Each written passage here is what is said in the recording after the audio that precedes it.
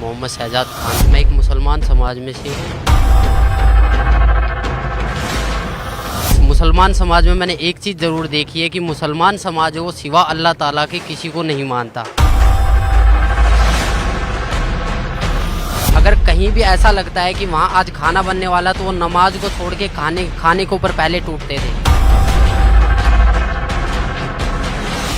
हम पैदा होते हैं तब हम हिंदू होते हैं और जब हमारी मुसलमानी कर दी जाती है फिर हम मुसलमान बन जाते हैं। ऐसा क्यों? अगर मालिक मुसलमान ही बनाना था तो वो जो मुसलमानी होती है वो ऊपर से ही क्यों नहीं बना के भेजी? मोहम्मद साहब के 1,80,000 शिष्य हो गए थे, ना ही उन्होंने कभी मांस को छुआ और ना ही उन्होंने कभी बोला कि तुम मांस को खाओ। मांस खाना ये समझ लो हम अपने बेटे की कुर्बानी दे रहे हैं, हम अपने बेटे के मांस को खा रहे। एक मांस दूसरे मांस को खा रहा है, इससे बड़ा राक्षस और होगा कोई? मुसलमान होके एक मुसल्ले ईमान बनो। मुसलमान का अर्थ होता है कि मुसल्ले ईमान, जो अपने ईमान पर रहे। पर हमारा ईमान कहाँ है? हमारा ईमान तो कुछ है ही नहीं। आज हम मांस खाते हैं, मांस खा के फिर झूठ बोलते हैं, फिर तंबाकू खा लेते हैं। मुसलमान के लिए कुर्बानी लिखी है। कुर्बानी का मतलब था कि अल्लाह ताला की राह पे अपनी बुराइयों को कुर्बान कर देना, ना कि बकरे को काट देना, मुर्गे को काट देना। जो मांस खाया जा रहा है वो हराम है, वो गुनाह है।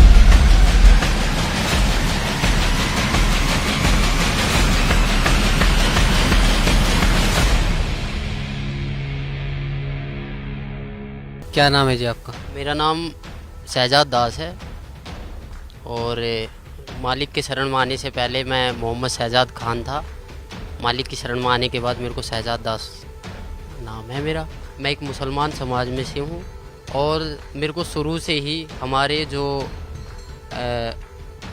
बुज़ुर्ग है, जो भी हमारे माता पिता, जो भी हमारे मौलवी साहब है, उन्होंने मुझे सिर्फ़ एक ही चीज़ सिखाई थी कि नमाज पढ़ो, रोज़े रखो, ईद बकरीद मनाओ, मांस खाओ, कुछ भी करो पर मालिक का नाम लो। बस मुसलमान समाज में मैंने एक चीज़ ज़रूर देखी है कि मुसलमान समाज वो सिवा अल्लाह ताला के किसी को नहीं मानता।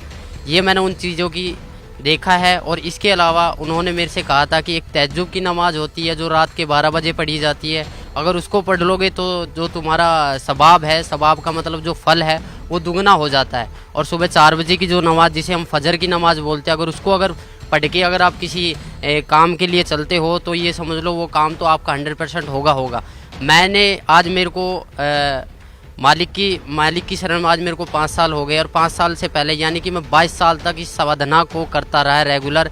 पर मेरे को 1% भी ऐसा नहीं लगा कि आज मैंने अपना फ्यूचर बना लिया हो या आज मैंने अपना कोई काम कर लिया हो या फिर मैं किसी चीज़ में परफेक्ट हुआ हूँ या किसी चीज़ में मैं सक्सेसफुल हुआ हूँ।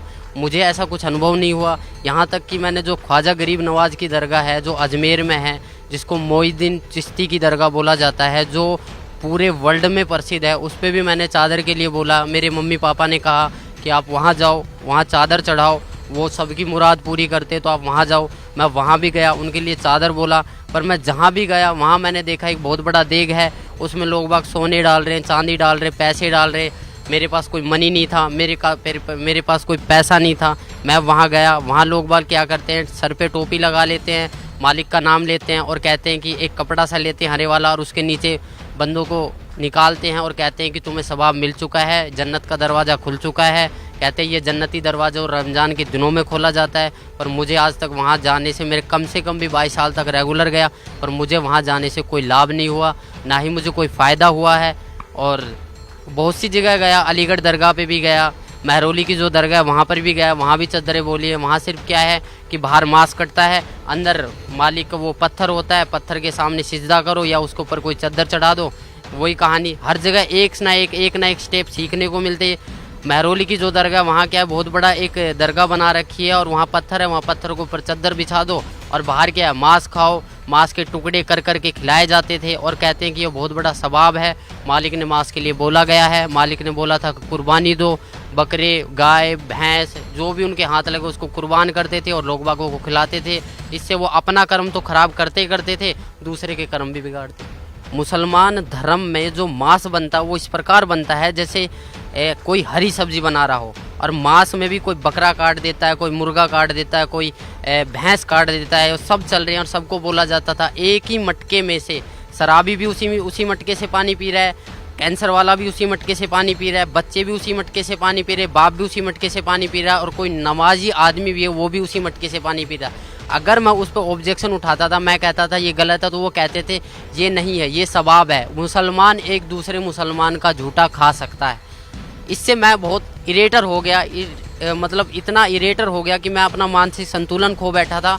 और मैं सोचा कि ये नहीं होगा। फिर मैंने अपने एक मौलवी साहब से बात करा कि क्या ये जो हम कर रहे हैं, जो हम जो चल रहे हैं, ये क्या सच है। उन्होंने कहा कि बहुत अच्छा है, आप एक काम करो, 40 दिन की जमात में जाइए।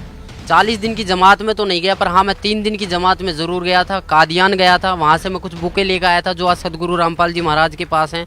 उन्होंने क्या बताया था, उन्होंने वहाँ भी क्या था, वहाँ मैंने देखा एक भेड़चाल, जो अगर कहीं भी ऐसा लगता है कि वहाँ आज खाना बनने वाला, तो वो नमाज को छोड़ के खाने के ऊपर पहले टूटते थे।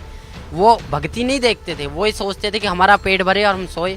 नमाज कोई अहमियत नहीं रखती उन बंदों के लिए। नमाज थी एक नित्य नियम, और नमाज से ऐसा मुझे कोई फ़ायदा नहीं मिला। मेरे माँ बाप ने ये बोल दिया था कि तू ज़िंदगी में कभी अपना फ्यूचर नहीं बना पाएगा और सदा ज़िंदगी एक मजदूरी की तरह काम करता रहेगा।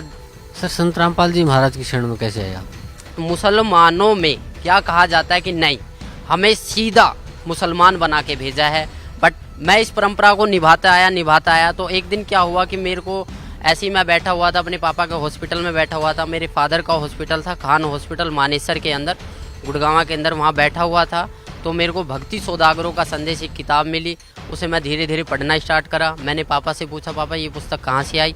उन्होंने कहा कि मैंने डाक द्वारा ये बरवाला से मंगवाई है, आश्रम से मंगवाई है। तो मैंने वो धीरे धीरे पढ़ी। उसमें देखा मैंने जो कलाम पाक की एक हेडिंग लिख रही थी, जिसमें लिखा गया था कि वह अल्लाह ताला जिसने पानी की एक बूंद से आदमी और औरत को उत्पन्न किया, और फिर इस पृथ्वी पर साहिब नस्ल, किसी का बाप, किसी का दामाद, किसी का औरत बना के भेज दिया है, उस अल्लाह ताला के बारे में, जिसने आसमान और ज़मीन जो इसके बीच दरमियान है उसको 6 दिन में बनाया और 7वें दिन तख्त पर जा विराजा, उसके बारे में किसी बाखबर से पूछ कर देखो। उन्होंने बताया था कि सूरत फुरकान 25 आयत 52 से 59 में ये लिख रहा है। तब मैंने इस चीज़ को गौर किया, मैंने इस चीज़ को नोट किया और कुरान शरीफ हिंदी में लेकर आया, उसको पढ़ा, उसमें देखा, सेम टू सेम वही कहानी निकली। मेरा दिमाग घूम गया, मैं सोचने लग गया कि ये ज्ञान और एक हिंदू समाज के आदमी के पास, और इतने एक कलाम पाक का ज्ञान एक हिंदू समाज के आदमी के पास कैसे आया। मैंने फिर उसको और ज़्यादा गहराई से पढ़ना स्टार्ट किया। मैं 2-2, 3-3 घंटे खाली पेट उसे पढ़ता रहा। धीरे धीरे मुझे ज्ञान हुआ। एक दिन मैंने निर्णय ले लिया कि मैं आज से जब भी दुकान खोलूँगा तो पूर्ण परमात्मा संत रामपाल जी महाराज का नाम लेके ही खोलूँगा। नया हॉस्पिटल था, मैंने स्टार्टिंग से ही दुकान पूर्ण परमात्मा संत रामपाल जी महाराज के नाम से खोलना स्टार्ट करा। और मैंने अंदर ही अंदर एक प्रेरणा बनाई कि मालिक, मैं इतना अभी अपने पैरों पर खड़ा नहीं हूँ। अगर मैं अपने पैरों पर खड़ा हो गया, या मैं जो मेरे घर वाले मुझे बोलते हैं, या मुझे ऐसा लगा कि मालिक अगर आप ही भगवान हो, आप ही ईश्वर हो, आप ही गॉड हो, तो मुझे कम से कम इतना ज्ञान दे दो ताकि मैं आपके पास आ सकूं। तो धीरे धीरे मैं जब दुकान खोलता तो दुकानों की प्रोग्रेस होने लगी। इतना प्रोग्रेस हुआ कि जब भी मैं एक बार आया, मैं गांव में पूछा मैंने कि यहाँ पर मेरे को जाना है एड्रेस पे, तो उन्होंने बताया कि एक हमारे मुरारी भगत जी थे, उन्होंने वहाँ का एड्रेस दिया कुछ होने। वहाँ पर मैं गया, वहाँ पर मालिक की तस्वीर देखी, मैं बोला मुझे यहाँ जाना था। जब तक मुझे नहीं पता था कि मालिक करोथा को छोड़ के बरवाला में आ चुके हैं। तो उन्होंने कहा था कि हम उस दिन जाएंगे, 7वें महीने की 11 तारीख को मैं यहाँ पर आया छोटे आश्रम बरवाड़ा पे। मैंने यहाँ नाम लिया, और नाम लेने के बाद जब मालिक से मैंने बताया कि मालिक मैं ऐसे ऐसे कष्टों से उभर कर आया हूँ, तो मालिक ने मेरे को बहुत प्यार करा और बोला बेटा करोड़ों के ऊपर तेरी मेहर हुई है, और तू इस भक्ति पर डटा रह, इस भक्ति पर डटा रहा, अगर नियमों में रहा तो तू जिंदगी में वो चीज़ पा जाएगा जो तूने कभी कल्पना भी नहीं करी। सर, संत रामपाल जी महाराज जो आपके पूज्य गुरुदेव हैं, उनसे नाम उपदेश लेने के बाद आपको क्या लाभ मिला? सबसे पहले नाम उपदेश लेने के बाद मैंने जो मेरा मनुष्य जन्म था वो सुधरा। मैंने मांस खाना छोड़ दिया। मैं उस मुसलमान समाज के प्रति जो एक सद्भावना थी, जो एक मैं खोज रहा था अल्लाह ताला को, जो मैं एक देखना चाहता कि अल्लाह ताला कौन था, उसके बारे में मुझे पता लगा। फिर मैंने यहाँ से जितने भी अपने मुसलमान भाई हैं, जितने भी अपने मुल्ला काजी, उनसे पूछा कि भैया ऐसे इस बात है, दुआ सलाम भी करता था, सारे काम करता था। वो 2-4 बार मेरी बातें सुनते थे। एक मैं मौलवी साहब से पूछने गया, वहाँ 4-5 उनके शिष्य बैठे थे। मैंने बोला जी अस्सलाम वालेकुम, उन्होंने कहा वालेकुम अस्सलाम। तो ऐसे ही माइंड में पर्सन घूम गया। मैंने कि जी इसका मतलब क्या होता है कि हम जो दुआ सलाम करते हैं अस्सलाम वालेकुम और वालेकुम सलाम। तो उन्होंने, हालांकि उन्होंने जवाब अपने तरीके से सही दिया, बट मुझे उसमें से कोई संतुष्टि नहीं हुई। फिर मेरा दूसरा जो क्वेश्चन था, मैंने कि आप एक बात बताइए कि अल्लाह ताला, आप कहते हो कि अल्लाह ताला बेजून है, निराकार है, अल्लाह ताला दिखाई नहीं देता, अल्लाह ताला को पाने की कोई विधि? वो कहते हैं जी ज़कात निकालो। ज़कात का मतलब होता है कि अपना जो पैसा होता है उसको मालिक की राह में कुर्बान कर दो, मालिक की राह में दान कर दो। मैंने बोले जी कैसे दान करते हैं? बोला जी आप एक काम करो, ज़कात का मतलब होता है कि आप चावल में मांस बनवाइए और उसको गरीबों में बंटवाइए। तो मैंने वहाँ से ये ठान लिया कि मैंने सोचा कि जो ये बंदा बोल रहा है, मैं बोला जी इसका परिणाम जो है हमारी कुरान शरीफ में है। उन्होंने बोला जी कुरान शरीफ में नहीं है, हदीस में है। मैं बोला जो आसमानी किताबें उतरी है, हमारी कुरान शरीफ उतरी है, तौरेत उतरी है, इंजील उतरी है और जंबूर उतरी है, इनके अलावा अगर आप मेरे को कोई और किताब दिखाओगे तो मैं कैसे मान लूँगा? बोला जो कुरान शरीफ है उसमें तो खाली अरबी भाषा है और जो हदीस है उसके मायने हदीस में है। मैं बोला फिर जो कुरान शरीफ हिंदी में निकल रही है उसका क्या अर्थ है? तो बोला वो किसी ने गलत चला दिया, उसमें कुछ मायनों का अर्थ कुछ गलत होता है। तो इसी प्रकार मुझे भटकाया गया, मैं बहुतों से मिला। इसके बाद जो भी मुझे संतुष्टि हुई सदगुरु रामपाल जी महाराज के चरणों में आने से हुई है। और इसके अलावा किसी भी मुसलमान पंथ या किसी भी मुसलमान प्रवक्ता के पास ऐसा कोई भी मार्ग नहीं है। मैं खुद एक मुसलमान होके आप सभी भाई बहनों को ये बताना चाहता हूँ कि जितना भी मैंने नमाज पढ़े, मुझे पता है नमाज में क्या पढ़े। नियत बांधते हैं उस अल्लाह ताला के बारे में, फिर बोलते हैं सना सुबहानक अल्लाहुम्मा व बिहम्दिका व तबारक अस्मुका। इसकी हिंदी निकाल के देखो, आप इसकी हिंदी निकाल के देखो, उसमें आपको कहीं भी नज़र नहीं आएगा कि आप किसी परमात्मा की प्रार्थना कर रहे हो, क्योंकि ये प्रार्थना है ही नहीं, आप तो आदेश दे रहे हो। मैंने एक हिंदी निकाल के देखा, अल्हम्दुलिल्लाहि रब्बिल आलमीन अर्रहमानिर रहीम मालिक यौमिद्दीन इय्याका नअबुदु व इय्याका नस्तईन इहदिनस सिरातल मुस्तकीम सिरातल लजीना अनअमता अलैहिम गैरुल मगदूबी अलैहिम वनद्वालिन आमीन। ये प्रार्थना हम शुरू में पढ़ते थे, बट इसका कोई मतलब ही नहीं निकला। क्यों नहीं निकला? क्योंकि इसमें कोई प्रार्थना की चीज़ है ही नहीं। हम तो आदेश दे रहे हैं कि ए पैगंबर तू वहाँ जा, तू फलानी जगह कर, तू ये काम कर, तू ये काम कर। ये तो हम एडवाइस कर रहे हैं, पर हमें एक प्रार्थना करनी है। हमें नमाज का मतलब समझना है। नमाज चीज़ क्या है? नमाज का मतलब जो है परमात्मा बताते हैं कि नमाज का मतलब होता है कि अरदास लगाना, अपनी प्रार्थना लगाना, नित्य नियम करना। हमें 5 टाइम की नमाज दी है, फजर, जोहर, असर, मगरिब, ये 5 टाइम की जो नमाज दी है। पर आज तक हमने नमाज कौन सी सच्चे दिल से पढ़ी? कहीं भी हमें इस फजर की नमाज में ज़कात अलग हो जाती है, सुन्नत अलग हो जाती है, रकात अलग हो जाती है, कुछ भी अलग हो जाता है, पर परमात्मा तो एक है। हम पैदा होते हैं तब हम हिंदू होते हैं, और जब हमारी मुसलमानी कर दी जाती है फिर हम मुसलमान बन जाते हैं। ऐसा क्यों? अगर मालिक मुसलमान ही बनाना था तो वो जो मुसलमानी होती है वो ऊपर से ही क्यों नहीं बना के भेजी? इसका कोई जवाब है? किसी भी मुल्ला जी के पास इसका कोई जवाब नहीं है। ना ही हमारे मोहम्मद साहब ने कभी मांस को छुआ था। मोहम्मद साहब के 1,80,000 शिष्य हो गए थे, ना ही उन्होंने कभी मांस को छुआ और ना ही उन्होंने कभी बोला कि तुम मांस को खाओ। कभी भी किसी ने बोला नहीं है। मेरी सभी मुसलमान भाइयों, पूरे हिंदुस्तान, पूरे वर्ल्ड के मुसलमान भाइयों से प्रार्थना है कि मांस खाना, ये समझ लो हम अपने बेटे की कुर्बानी दे रहे हैं, हम अपने बेटे के मांस को खा रहे। एक मांस दूसरे मांस को खा रहा है, इससे बड़ा राक्षस और होगा कौन? इसके अलावा आप खुद समझदार हो, आपके पास हमारे पूर्वज अशिक्षित थे। मेरी आप लोगों से प्रार्थना है कि आप मुसलमान हो के एक मुसल्ले ईमान बनो। मुसलमान का अर्थ होता है कि मुसल्ले ईमान, जो अपने ईमान पर रहे। पर हमारा ईमान कहाँ है? हमारा ईमान तो कुछ है ही नहीं। आज हम मांस खाते हैं, मांस खा के फिर झूठ बोलते हैं, फिर तंबाकू खा लेते हैं। पहले क्या था? पहले मुसलमान समाज में मुसलमान बंदे के ऊपर अगर दारू एक ऐसी चीज़ थी, अगर दारू गिर जाती थी तो वहाँ से उस शरीर के अंग को काट दिया जाता। पर आज पीते हैं, मस्जिद में दारू लेके चले जाते हैं, कुर्बानियाँ करते हैं, बकरे को काट देते हैं। बकराईद वाले दिन आपने खुद देखा होगा, साल में 2 त्यौहार आते हैं, एक ईद और एक बकराईद। बकराईद वाले दिन ऐसा क्या करा था जो बकरे काट दिए जाते हैं? हजारों की संख्या में, यानी कि करोड़ों की संख्या में बकरे मारे जाते। क्या इनका पाप नहीं लगता? क्या वो मालिक से अरदास नहीं करते हैं कि हमारा एक पाप लगा है, हमें ऐसी योनि में क्यों डाला गया जो हमें कोई भी बंदा देखता वो काट के पटक देता, फिर हमारा मांस खाता है? मैं आप लोग सभी से ये प्रार्थना करता हूँ कि अपना जीवन सफल बनाए।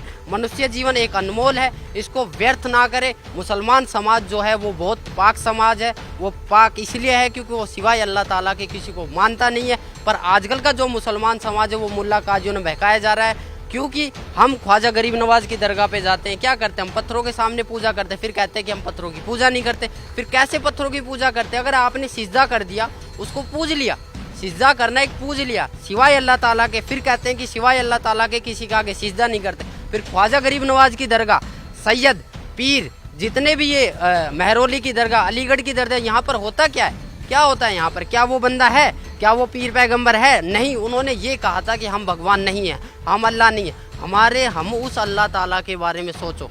मेरी सभी मुसलमान भाई बहनों से अनुरोध है, मैं प्रार्थना करता हूँ कि मैं अपने परिवार से भी ये प्रार्थना करता हूँ कि उस अल्लाह ताला के बारे में जानिए जो कुरान शरीफ में लिख रहा है। कुरान शरीफ में लिख रहा है कि फ़ला तुतिल काफिरन जाहिदुम बिही जिहादन कबीरन, कि वह अल्लाह ताला कबीर है और उस कबीर के लिए इस कुरान शरीफ की दलीलों से तू जिहाद कर, लड़ाई मत कर। जैसे मैं आज आपके सामने कह रहा हूँ, मुझे मजबूरन बस आप लोगों के सामने आना पड़ रहा है क्योंकि ये काल एक ऐसी जाल है जिसको आप निराकार मानते हो।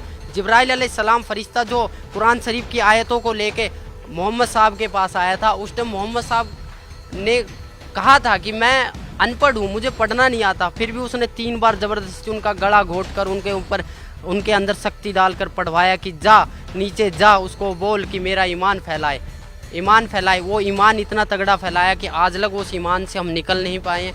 मेरी आप लोगों से रिक्वेस्ट है, जितने भी मेरे पूरे वर्ल्ड के मुसलमान भाइयों, अगर मेरे से कोई गलती होती है या अगर मेरे को बताने में कोई गलती हो रही है, अगर आप इस चीज़ का ज्ञान रखते हो कि नहीं मैं गलत बोल रहा हूँ, तो आप सतगुरु रामपाल जी महाराज बरवाड़ा में आइए और अपने विचार प्रकट कीजिए। अगर हमसे कोई गलती हुई, अगर हमें लगा कि आपका मुसलमान समाज ठीक है तो हम मुसलमान बनने के लिए तैयार हैं। अगर हमें लगा कि आपका मुसलमान समाज गलत है तो आप अपने अहंकार, अपने घमंड और अपनी ये ईर्ष्या को छोड़कर आइए और अपना कल्याण करवाइए। मेरे पापा बीमार हो गए थे, मेरे पापा बीमार हो गए थे, इतना सीरियस हो गए थे। वो मांस खाते थे, दारू पीते थे, बीड़ी पीते थे, सिगरेट पीते थे। डॉक्टरों ने बोला फेफड़ा ख़राब हो गया, दिल 20% काम करने लग गया है। उनको मैंने बोला, उनको मैंने समझाया कि उस खुदा को याद कर। आज तेरा वो खुदा कहाँ है? वो जुम्मे की नमाज भी पढ़ते थे, ईद बकरीद को भी पढ़ते थे, मीट भी खाते थे। क्या उनकी भक्ति इतनी नाजिल नहीं थी? क्या उनकी भक्ति इतनी भी नहीं थी कि वो अपने आप को जीवित कर सके? उन्होंने तो बहुत वो करा था। तो वही बात था, उनको मैंने बोला कि उस खुदा को याद कर। उन्होंने रो के गिड़गिड़ा के बेड पे पड़े पड़े मालिक को याद किया था। बंदी छोड़ पूर्ण परमात्मा संत रामपाल जी महाराज को याद किया था कि मैं जन्मजात नाम ले लूँगा, मुझे इस बीमारी से छुड़वाओ। मेरे पूरे घर वालों ने ये कह दिया था कि ये मरेगा, यहाँ तक कि रिश्तेदारियों ने बोल दिया था कि इसके बचने की कोई उम्मीद नहीं है। फिर भी मैंने मालिक से उसके लिए प्रार्थना करी। मालिक ने बोला बेटा ठीक हो जाएगा। वो ठीक हो गया। नाम के लिए बोला बट वो आज नाम से मुकर गया है। परमात्मा की शब्द में इतनी शक्ति है कि आपने बगैर नाम लिए आप ठीक हो चुके हो। अगर आप अब भी नहीं पिछाड़ोगे फिर कब पिछाड़ोगे? सर भी आप बता रहे थे कि अल्लाह ताला की शरण में जाना चाहिए, उसको पहचानना चाहिए, उसको जानना चाहिए। तो किसे मानते हैं आप अल्लाह ताला? देखो, आज से जब मैंने नाम पहले लिया था तो मैं तो कभी जानता भी नहीं था कि अल्लाह ताला कौन है। मैंने बहुत से मुसलमान काजियों, यहाँ कि मैंने मम्मी पापा से भी पूछा कि वह कोई ना कोई तो ऐसी शक्ति होगी ना जो पूरे ब्रह्मांड को चला रही है, पूरे समाज को चला रही है, जिसने एक पानी की बूंद से एक आदमी को उत्पन्न कर दिया, एक औरत को उत्पन्न कर दिया। फिर मैंने सुना था आदम और हव्वा के बारे में, बोला कि परमेश्वर अल्लाह ताला ने आदम बनाया, फिर उसकी हड्डी से एक हव्वा बनाया, उससे संसार चला। पर आदम को अगर अल्लाह ताला ने बनाया तो अल्लाह ताला भी तो होगा ना कोई। तो उन्होंने ये कहा कि आप कुरान शरीफ को पढ़ो। मैंने तहे दिल से मालिक की शरण में आने के बाद तहे दिल से 3 बार कलाम पाक को पढ़ा है। वहाँ पर मुझे एक एक चीज़ के अरब का पता लगा। उसमें एक सूरत आती है औज़ु बिल्लाहि मिनश्शैतानिर रजीम बिस्मिल्लाहिर रहमानिर रहीम, कि शुरू करता हूँ उस अल्लाह ताला के नाम से जो सबसे बड़ा है और अपने बंदे के गुनाहों को माफ़ करने वाला है। हमारा जो मैटर है वो ये है कि हमने एक सूरत फुरकानी 25-52 से 59 तक में पढ़ा था कि फ़ला तुतिल काफिरन जाहिदुम बिही जिहादन कबीरन। इसमें कबीर परमात्मा को जो बड़ा बोला गया है। मैंने बहुतों मुसलमान काजियों से पूछा कि कबीर का अर्थ क्या है, कि कबीरा गुनाह है। कौन सा गुनाह है? पाप का है, चोरी का है, डकैती का है। बोला कबीरा गुनाह है जिसकी कोई माफ़ी नहीं हो सकती। उन्होंने सब एक अज्ञान रूपी के कारण बहकाया हुआ था। असली ज्ञान ये था, मालिक के द्वारा दिया और था कि कबीर इज गॉड है, कबीर ही अल्लाह ताला, अल्लाहु कबीर है, नोट है अल्लाहु अकबर। अल्लाहू अकबर बोलो या अल्लाहू कबीर बोलो, बात एक ही है, वह अल्लाह कबीर है। और बड़े का मतलब होता है कबीर। अगर बड़े को लेके चलते हैं तो इसका अर्थ ये बनता है कि शुरू करता हूँ उस अल्लाह ताला के नाम से जो कबीर है और अपने बंदों के गुनाहों को माफ़ करने वाला है। उस हजरत मोहम्मद साहब जो हमारे नबी है, जो पीर पैगंबर थे, जिनको नबी का दर्जा दिया गया, उनको भी जिंदा महात्मा के रूप में मिले थे जब उन्होंने अपनी शब्द से गाय को मार दिया था और उनसे जीवित नहीं हुई थी। उन्होंने जाके एक गुफा में रोए, घर को बंद करके रोए कि अल्लाहू कबीर है, गिड़गिड़ाए अल्लाहू कबीर है, अल्लाहू कबीर है। तो वो एक सूक्ष्म रूप धर कर आए। तब उन्होंने कहा था कि मेरी गाय को जीवित कर दो। तब उन्होंने कहा था जाओ मोहम्मद आपकी गाय जीवित हो जाएगी। तब एक सूक्ष्म रूप में वो आए और उनकी गाय जीवित करी और वो चले गए। तब से मोहम्मद साहब की महिमा बनी। जिस दिन को गाय को काटा गया था, जिस दिन को गाय को काटा गया था, वो मुसलमान भाइयों ने अपनी डायरी में लिख लिया। उसी दिन से ये जीव हत्या का प्रथा चलने लगी है। अगर आपको मेरी बात पे यकीन नहीं है, अगर आपको मेरे ऊपर विश्वास नहीं है, तो आप अपने खुद मुल्ला काजियों से पूछो जाके कि आखिरकार में जो रमज़ान था, रमज़ान में जो चारों किताब निकली थी, जो कुरान शरीफ उतरी थी, ऐसा मोहम्मद साहब जब इतने प्यारे थे, अल्लाह ताला के इतने प्यारे नबी थे, तो उनका जो एंड हुआ था वो इतना बुरा क्यों हुआ था? अगर आपको मेरी बात पे यकीन नहीं है तो आप मौलवी साहबों से जाके पूछो, उनको खंगालो, उनको देखो वो कितने जानते हैं। अगर आपको तब भी पर्सन का उत्तर ना मिले तो आप यहाँ पर आइए, बरवाड़ा सत्संग में आइए, सुनिए, मालिक से विचार कीजिए, यहाँ पर ज्ञान लीजिए। अगर आपको फिर भी विचार का, यहाँ पर आपको सारे प्रश्नों के उत्तर दिए जाएंगे। यहाँ पर आपको एक संतुष्टि करी जाएगी चारों ओर से। हम सिर्फ एक आत्मा है, हम सिर्फ एक मानव है। हमारा धर्म जो मानव है, हमारा हिंदू मुसलमान सिख ईसाई से कोई लेना देना नहीं है। अगर इस जाति प्रथा को आप सदा जिंदगी चलाते रहोगे तो कभी भी आप अल्लाह ताला की प्राप्ति नहीं कर पाओगे। नमाज, रोज़ा बंक नमाज दही रे, बिस्मिल की नहीं बात करे, ये मालिक की वाणी है। रोज़ा बंक नमाज दही रे, बंक माने अजान, अजान जो लगाते हो, अजान का मतलब क्या होता है? अजान का मतलब ही क्या होता है? अल्लाहु अकबर, अल्लाहु अकबर, अशहदु अन ला इलाहा इल्लल्लाह, अशहदु अन ला इलाहा इल्लल्लाह, अशहदु अन्ना मोहम्मद रसूलुल्लाह, अशहदु अन्ना मोहम्मद रसूलुल्लाह, हय्या अलस सलाह, हय्या अलस सलाह, हय्या अलल फलाह, हय्या अलल फलाह, कद कामती सलाह, कद कामती सलाह, अल्लाहु अकबर, अल्लाहु अकबर, ला इलाहा इल्लल्लाह। इसका मतलब क्या है? आज लग ना तो हमने कभी कोशिश करी, बस एक आवाज़ आती है उसके पीछे हम चल देते हैं। जैसे एक भेड़ जा रही है, उसको पता है मैं मरने जा रही हूँ, फिर भी हज़ारों की संख्या में से एक भेड़ निकलती है उसके पीछे, फिर एक छोटी सी भेड़ उससे निकलती है कि ये आखिरकार में भेड़ जा कहाँ रही है। वो भेड़ जाके देखती है शॉर्टकट रास्ते से, उसे पता लगा कि बहुत बड़ा कुआं है, उसके अंदर सारी भेड़ गिर रही है और सब चिल्ला रही कि यहाँ मत आओ, यहाँ मत आओ। वो अपने माँ बाप भाई बहनों सबको समझाता है कि आप प्लीज़ इस रास्ते को छोड़ दो। सब कहते हैं कि नहीं, तेरे बड़े बुजुर्ग चले थे, तू भी चल। बड़े बुजुर्ग चले थे क्योंकि वो अशिक्षित थे, हम पढ़े लिखे, हमारे पास सही है, प्रमाण है। आप अपनी कुरान शरीफ को खोल के देखो, फ़ज़ाइल अमाल को खोल के देखो, मोहम्मद साहब की जीवनी पढ़ो। हज़रत मोहम्मद साहब कौन थे? उनकी 40 साल के बाद 2 बार विधवा हो चुकी खाजिदा बेगम से शादी हुई थी, 4 पुत्र 3 लड़कियां प्राप्त हुई थी। उनके सामने उनके पुत्र हाशिम, काबिल और ताहिर तीनों आपस में कट के मर गए थे। उस आदमी का जीना क्या जीना जिसके सामने उसकी बच्चों को ही मौत हो गई।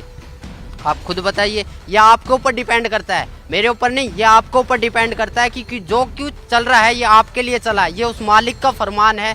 अगर आप समझ जाओ तो जल्दी आ जाओगे, नहीं मालिक की वाणी है, गरीब दास ये वक्त जाता है, रोओगे इस पैरों। हकीकत में जब यहाँ पर लेट आओगे तो आपके पास कुछ नहीं मिलेगा। सिकंदर सिंह लोधी ने नाम लिया था, वीर सिंह बंगेल ने लिया था, शेख फरीद ने 12 साल कुएं में उल्टा लटक के बोला था कौवों से कि मेरे मांस को खा लो, आँखों को छोड़ दो, मुझे अल्लाह ताला का दीदार करना है। जब अल्लाह ताला का दीदार करना है तो अल्लाह ताला को बेजून क्यों बताए? खुद कबीर परमेश्वर उनके पास आए, वो बोले कि नहीं भाई कौन है, मुझे छोड़ दो, मुझे कुएं में लटकने दो। बोले ए बंदे, ए मुसलमान, तू लटक क्यों रहा है? तो बोले जी मुझे अल्लाह ताला का दीदार करना है। जब तू अल्लाह ताला का दीदार करना चाहता है तो अल्लाह ताला को निराकार क्यों बताता है? तब से शेख फरीद का थोड़ा माइंड चेंज हुआ, बोले कि यह कोई अल्लाह ताला की शक्ति है। तब उन्होंने सतभक्ति पे राह पे चले थे, आज वो भी पार हुए हैं, मालिक की रज़ा हुई है। हमारे सभी मुसलमान भाइयों पे मालिक की रज़ा हो रही है। आपको अगर मेरी बात कड़वी लगे या मेरी बातों से आपके प्रति कोई दुख आए या मैंने किसी के प्रति कोई गलत व्यवहार किया है, आप खुद देखो अपनी कलाम पाक को उठा के, ना तो कहीं पर मुसलमान के बारे में ये लिखा है कि मुसलमान के लिए कुर्बानी लिख रही है। कुर्बानी का मतलब था कि अल्लाह ताला की राह पे अपनी बुराइयों को कुर्बान कर देना, ना कि बकरे को काट देना, मुर्गे को काट देना। हम जितने भी महीने साल में 2 जो त्यौहार आते हैं, इस पर हम जितनी भी कुर्बानियाँ करते हैं, ये हमारे पाप कर्म जोड़ रहा है काल। अगर इससे आप मेरी बातों से अगर आपको थोड़ा बहुत भी कुछ मिले तो मैं आपसे रिक्वेस्ट, आपसे प्रार्थना, या मेरे को कुछ भी समझ के बोल दीजिए। मैं उस परमेश्वर का कुत्ता हूँ जो आपको भोंक रहा हूँ और आपको जगाने की कोशिश कर रहा हूँ। आप आइए यहाँ, आपको अगर कोई दिक्कत आती है, कोई शंका समाधान आती है, तो आप ज्ञान चर्चा कीजिए। अपने मुल्ला काजियों को भी उठा के लाइए जिन्होंने अब तक हमें इस राह से भटकाया है, अब तक हमें इस राह से भटकाया। अगर वो उसी टाइम ये बोल देते जब मांस को काटने लगे थे कि कलमे पढ़ने से जो मांस खाया जा रहा है वो हराम है, वो गुनाह है, उसकी सज़ा बहुत बुरी होगी, तो आज जितना भी मुसलमान समाज है ये मांस को नहीं छूता। इन्हीं की वजह से आज जो भी मुसलमान समाज का बंदा वो शुरू से मांस खाने लग जाता है। जब हमें मालिक ने यहाँ भेजा था तो कुछ नियम बना के भेजे थे, उस नियमों को अगर हम तोड़ते हैं तो हम सीधा शैतान के पास जाएंगे, जहन्नुम में जाएंगे, दोजख की आग में जलेंगे। ये उस मालिक का फरमान है। अगर हम नियम पर चलेंगे, उस अल्लाह ताला की भक्ति करेंगे, उस अल्लाह ताला की इबादत करेंगे जो वास्तव में अल्लाह ताला है, जो खुदा है, जिसको वास्तव में खुदा बोला जाता है, वह खुदा कबीर परमेश्वर है, उसका सत्य ज्ञान है। उसका सत्य ज्ञान सिवाय सतगुरु रामपाल जी महाराज के अलावा इस पृथ्वी पर कोई देने वाला ना है और ना रहेगा। मुल्ला काजियों में अगर इतना ही दमखम है तो मेरे को एक ही बात बता दो कि वो कुरान शरीफ के बारे में इतना सब कुछ जानते हुए भी हमारे मुसलमान भाइयों को भटकाया क्यों नहीं कहा कि भैया इसके बारे में ये लिखा है कि उस बाखबर से पूछ कर देखो, उस इल्म वाले से पूछ कर देखो। अगर आप लोगों के पास थोड़ा सा भी अगर ज्ञान था, थोड़ा सा भी अगर ध्यान था, थोड़ा सा भी अगर आप उस मालिक से डरते थे तो आपको मुसलमान समाज भटकाना नहीं था, जो कि आज के मुसलमान समाज को, आज के युवा पीढ़ी मुसलमान समाज के बच्चों को ज़रूरत है। मेरी अपनी युवा पीढ़ी से, मेरे अपने मम्मी पापा से, मेरे अपने पूरे मुसलमान समाज से, मेरे अपने पूरे मुसलमान धर्म के लोगों से, मेरे अपने पूरे मुसलमान धर्म के माइयों बहनों से, सबसे मैं रिक्वेस्ट करता हूँ, प्रार्थना करता हूँ कि आप एक बार इस आश्रम में आइए। सतगुरु रामपाल जी महाराज बरवाड़ा में जो आए हुए हैं, ये अल्लाह ताला के मुनाइंदे हैं, यानी कि अल्लाह ताला के द्वारा भेजे हुए एक फरिश्ते हैं जो हम सोए हुए आत्माओं को जगाने के लिए आए हैं। हमें उसी जन्नत में वापस जाना जहाँ से हम अल्लाह ताला से बिछड़ कर यहाँ आए हैं। आप खुद कहते थे, हमें खुद बताया जाता था कि हम जन्नत से आए हैं। जब हमें इतना पता है कि ये शैतान का सब कुछ है, यहाँ शैतान का ही हुक्म चलता है, तो हम यहाँ से निकलने की क्यों इच्छा नहीं करते? क्या ये हमारा खुद का है? हमारा शरीर भी खुद का नहीं है। अगर हकीकत पूछो तो मनुष्य जन्म इतना अनमोल जन्म है, पर हम इसको अपनी गलत साधना के कारण, अपनी अज्ञानता के कारण इसको बर्बाद दिन पा दिन करते जा रहे हैं। मैं आपको एक पर्सनली बताता हूँ, मेरे रिश्तेदार 40 दिन की जमात में गए, 40 दिन की जमात में गए, हज में गए, 2 बार हज करके आए। कहते हैं कि हज में जो जाता है वो बंदा सीधा जन्नत को जाता है। उसके घर में उसकी बहू का एक 1.5 साल की लड़की गुजर गई, 1.5 महीना पहले। उसको 1.5 महीने के बाद एक बच्चा पैदा होने वाला था, 1.5 महीने के बाद उसका लड़का होते ही गुजर गया। तो इससे बड़ी आफत और क्या आ सकती है उस बंदे के लिए जो बंदा जमात में गया है? उस बंदे को क्या वो मालिक इतना नहीं देख सकता कि ये बंदा मेरी राह में लग रहा है, इस बंदे के घर में बरकत दूँ, या इस घर के बंदे को मैं सही सलामत रखूँ? ये बंदा अगर काल जब अपनी वाली पे आता है, काल जब को खाने लगता है, तो वो किसी का ना माँ देखता, ना बेटी देखता, ना बहन देखता है, ना बेटा देखता है, ना बाप देखता है। उसको सिर्फ खाने के लिए 1 लाख चाहिए, 1.25 लाख उत्पन्न कर ले, उसको श्राप मिला हुआ है। आप सभी भाई बहनों, सभी मुसलमान भाई बहनों, भाईजानों से मेरी प्रार्थना है, मेरी रिक्वेस्ट है कि आप सतगुरु रामपाल जी महाराज के चरणों में आइए। मुझे आने से लाभ हुआ है, मुझे आने से लाभ हुआ है, आपको भी होगा अगर आप नियम पर चले, उस बंदी छोड़ के नियम पर चले। उस अल्लाह कबीर ताला को याद करो जो वास्तव में अल्लाह ताला है। अगर कबीर अल्लाह ताला नहीं है तो 786 बहुत कहते हैं कि 786 बार कबीर अल्लाह कुरान शरीफ में लिखा हुआ है। आप एक बार खोल के देखो, कुरान शरीफ को पढ़ के देखो। हम बहुत डरते थे कि कुरान शरीफ को हम पढ़ेंगे तो हमें पाप लगेगा, हमें अजाब मिलेगा, हम नापाक हैं। नापाक अगर बंदा है तो भी कुछ दिक्कत नहीं है। आप कुरान शरीफ को खोल के देखो, कुरान शरीफ को पढ़ के देखो, कुरान मजीद को पढ़ के देखो, फ़ज़ाइल अमाल को पढ़ के देखो, मोहम्मद साहब की जीवनी को पढ़ के देखो, आपको बहुत कुछ मिलेगा। बहुत कुछ है कुरान शरीफ में। अगर कुरान शरीफ के अलावा कोई भी मुल्ला काजी आपसे ये कहता है कि नहीं इसमें तो ये चीज़ नहीं है, हदीस में है, तो हदीस तो मालिक ने बनाई ही नहीं है।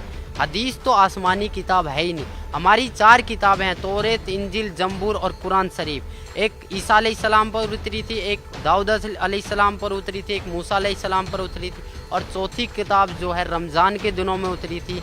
40 साल के जब मोहम्मद साहब थे तो 40 साल से 23 साल तक वो उतरती रही थी, वो रमज़ान के दिनों में उतरी थी, इसलिए वो कुरान शरीफ कहलाई। आप खुद देखो, उस कुरान शरीफ को खोल के देखो, आपको पता लगेगा, एक एक चीज़ का पता लगेगा आखिर कुरान शरीफ बोल क्या रही है। सर क्या मानते हैं आप कुरान शरीफ में या मुसलमान धर्म में परमात्मा को, जैसे हिंदू परमात्मा कहते हैं और क्रिश्चियन गॉड कहते हैं, और सिख धर्म में रब का दर्जा दिया जाता है, तो मुसलमान धर्म में आप बता रहे थे कि भी अल्लाह ताला का दर्जा दिया जाता है, तो वो क्या साकार है, निराकार है, बेचून है, क्या पोजीशन है उसकी आपके धार्मिक ग्रंथों में? देखो जी, धार्मिक ग्रंथों के हिसाब से अगर आप चलते हो तो अल्लाह ताला को निराकार तो घोषित कोई भी धार्मिक ग्रंथ करता ही नहीं है। अल्लाह ताला साकार है, ना तो वह बेजून है ना निराकार है। बहुत से कहते हैं अल्लाह ताला कण कण में समाया हुआ है, ये बात मैं मानता हूँ, अल्लाह ताला कण कण में समाया, बट अल्लाह ताला साकार है। जब हमारी कुरान शरीफ में लिख रहा है कि उसने 6 दिन में सृष्टि की रचना करी और 7वें दिन सकत पर जा विराजा, विराजने का मतलब बैठा है, वो कोई भगवान है, वो कोई शक्ति है, उसके बारे में, उस अल्लाह ताला के बारे में किसी बाखबर से पूछ कर देखो।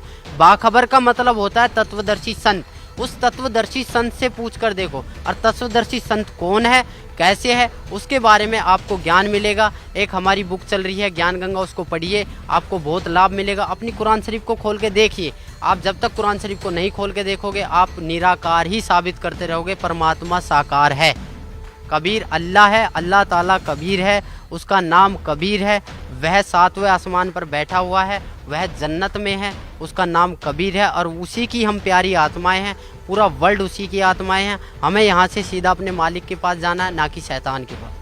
अगर आपको मेरी बात पे यकीन नहीं है तो आप मौलवी साहबों से जाके पूछो, उनको खंगालो, उनको देखो वो कितने जानते हैं। अगर आपको तब भी प्रश्न का उत्तर ना मिले तो आप यहाँ पर आइए, बरवाड़ा सत्संग में आइए, सुनिए, मालिक से विचार कीजिए, यहाँ पर ज्ञान लीजिए। अगर आपको फिर भी विचार का, यहाँ पर आपको सारे प्रश्नों के उत्तर दिए जाएंगे, यहाँ पर आपको एक संतुष्टि करी जाएगी चारों ओर से। हम सिर्फ एक आत्मा है, हम सिर्फ एक मानव है, हमारा धर्म जो मानव है, हमारा हिंदू, मुसलमान, सिख, ईसाई से कोई लेना देना नहीं है। अगर इस जाति प्रथा को आप सदा जिंदगी चलाते रहोगे तो कभी भी आप अल्लाह ताला की प्राप्ति नहीं कर पाओगे। जो क्यों चल रहा है ये आपके लिए चला है, ये उस मालिक का फरमान है। अगर आप समझ जाओ तो जल्दी आ जाओगे, नहीं मालिक की एक वाणी है, गरीब दास ये वक्त जाता है, रोओगे इस पैरों नो। हकीकत में जब यहाँ पर लेट आओगे तो आपके पास कुछ नहीं मिलेगा। सिकंदर लोधी ने नाम लिया था, वीर सिंह बंगेल ने लिया था, शेख फरीद ने 12 साल कुएं में उल्टा लटक के बोला था कौवों से कि मेरे मांस को खा लो, आंखों को छोड़ दो,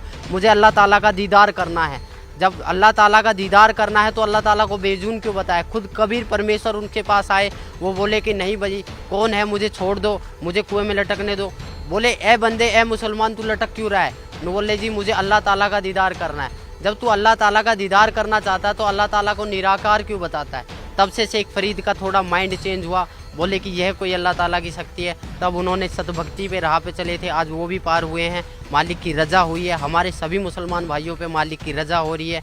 आपको अगर मेरी बात कड़वी लगे या मेरी बातों से आपके प्रति कोई दुख आए या मैंने किसी के प्रति कोई गलत व्यवहार किया है, आप खुद देखो अपनी कलाम पाक को उठा के, ना तो कहीं पर मुसलमान के बारे में ये लिखा है कि मुसलमान के लिए कुर्बानी लिख रही है। कुर्बानी का मतलब था कि अल्लाह ताला की राह पे अपनी बुराइयों को कुर्बान कर देना, ना कि बकरे को काट देना, मुर्गे को काट देना। हम जितने भी महीने, साल में 2 जो त्यौहार आते हैं, इस पर हम जितनी भी कुर्बानियाँ करते हैं, ये हमारे पाप कर्म जोड़ रहा है काल। अगर इससे आप मेरी बातों से अगर आपको थोड़ा बहुत भी कुछ मिले तो मैं आपसे रिक्वेस्ट, आपसे प्रार्थना, या मेरे को कुछ भी समझ के बोल दीजिए। मैं उस परमेश्वर का कुत्ता हूँ जो आपको भोंक रहा हूँ और आपको जगाने की कोशिश कर रहा हूँ। आप आइए यहाँ, आपको अगर कोई दिक्कत आती है, कोई संकट समाधान आती है तो आप ज्ञान चर्चा कीजिए। अपने मुल्ला काजियों को भी उठा के लाइए जिन्होंने अब तक हमें इस राह से भटकाया है। सर अभी आप बता रहे थे कि न हम हिंदू हैं, न मुसलमान हैं, न सिख हैं, न ईसाई हैं, हम सिर्फ एक आत्मा हैं। तो आत्मा की मुक्ति कैसे संभव हो सकती है? आत्मा की मुक्ति सतभक्ति से ही संभव हो सकती है। सतभक्ति का मतलब यह है कि हमें सबसे पहले अपने गुरु की तलाश करनी पड़ेगी, एक तत्वदर्शी संत की तलाश करनी पड़ेगी। वो हमें उस अल्लाह ताला, उस खुदा का मार्ग बताएगा वो अल्लाह ताला के मार्ग की विधि बताएगा। उस विधि पर चलने से, उसके पथ पर चलने से हम इस शरीर को, जो हमारा नासवान शरीर है, इसको हम छोड़कर अपने मालिक के पास चले जाएंगे। इसी से ही आत्मा की मुक्ति हो सकती है, ना तो नमाज पढ़ने से, ना रोज़ा रखने से, ना बकरों को हलाल करने से, ना गायों को हलाल करने से, ना मुर्गों को हलाल करने से। इससे ना तो किसी को मुक्ति मिली है और ना ही कोई मुक्त हो पाएगा। तो सर, इस जहान में कौन है वो तत्वदर्शी संत जो हमें मुक्ति प्रदान कर सकता है? इस पृथ्वी पर एक सतगुरु रामपाल जी महाराज जी हैं, जो हमें, वो अल्लाह ताला के नुमाइंदे हैं, वो अल्लाह ताला के फरिश्ते हैं, वो अल्लाह ताला के भेजे हुए एक पैगंबर हैं। अगर आप उनके पास आके नाम दीक्षा, जो भी वो अल्लाह ताला की विधि आपको बताए, उसको अगर आप अपने सच्चे मन से एक तड़प के साथ, जिस प्रकार आप एक नमाज को तड़प के साथ, जिस प्रकार एक आप रोज़े को तड़प के साथ करते हो, उसी प्रकार आप इस विधि को भी तड़प के साथ अगर कर लो, तो आप 100%, 101% आप पार हो जाओगे और उस जन्नत में चले जाओगे जहाँ वास्तव में ही खुदा है, जहाँ वास्तव में ही अल्लाह ताला है, जो साकार बैठा है, जो हमारे लिए बहुत रोते हैं, जो जिनसे हम बिछड़ के बहुत दुखी हुए हैं। इस संसार में ऐसा कोई सा भी मनुष्य नहीं है जिसके ऊपर दुखों का आप पहाड़ नहीं पड़ा है। अगर वो दुखों का निवारण और इस संसार, इस काल के जाल से छूटना चाहता है, इस शैतान के जाल से, तो वो सतगुरु रामपाल जी महाराज की शरण में आए। यही वो खुदा है, यही वो गॉड है, यही वो ईश्वर है, यही वो भगवान है, यही वो अल्लाह ताला है, यही वो अल्लाह ताला है, यही वो खुदा है, जो आपको इस काल के जाल से मुक्त करवा सकते हैं। अन्यथा इस पृथ्वी पर ना तो किसी मुसलमान के प्रवक्ता के बस की है, ना किसी नमाज के पढ़ने से होगा, ना रोज़े रखने से होगा, ना ही आपको कुरान, ईद और बकरा ईद मनाने से होगा, ना ही आपको मांस काटने से होगा। सबसे पहले आप आइए और मांस को छोड़ने की कष्ट कीजिए, क्योंकि हम जितनी जीव हत्या करेंगे उतना ही हमारा पाप कर्म बढ़ता ही चला जाएगा। ये कुरान शरीफ में भी लिख रहा है कि मनुष्य अपने जीव के स्वाद के लिए इस कर्म को कर रहा है, अन्यथा कोई कर्म नहीं है। ना ही तो कहीं मुसलमान वो कुरान शरीफ में लिख रहा है, ना ही कहीं फज़ाइल अमाल में लिख रहा है। आप किसी भी एक अच्छे मौलवी काजी से पूछोगे कि आप इस मीट को जायज़ है नाजायज़, तो वो 100% आपको यही बोलेगा कि ये नाजायज़ है, खाली एक जीव का स्वाद है, इसके अलावा और कुछ नहीं। अगर आप मालिक के पास जाना चाहते हो, सब एक भाई हो, सभी एक बाप की संतान हो, उस बाप को पहचानो और उस बाप की शरण में आइए।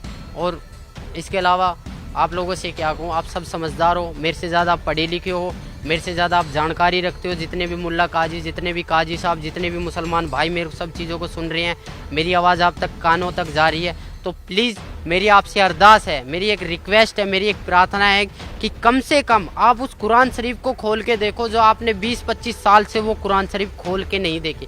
जब तक आप उस कुरान शरीफ को खोल के नहीं देखोगे, तब तक इस ज्ञान को पाना, उस अल्लाह ताला को पाना आपके लिए इम्पॉसिबल नहीं, बड़ा कठिन सवाल हो जाएगा। आज तक हमें खुद नहीं पता कि वो अल्लाह ताला कौन है, और हम अपने बच्चों को क्या बताएंगे कि वो अल्लाह ताला कौन है। धन्यवाद भाई साहब।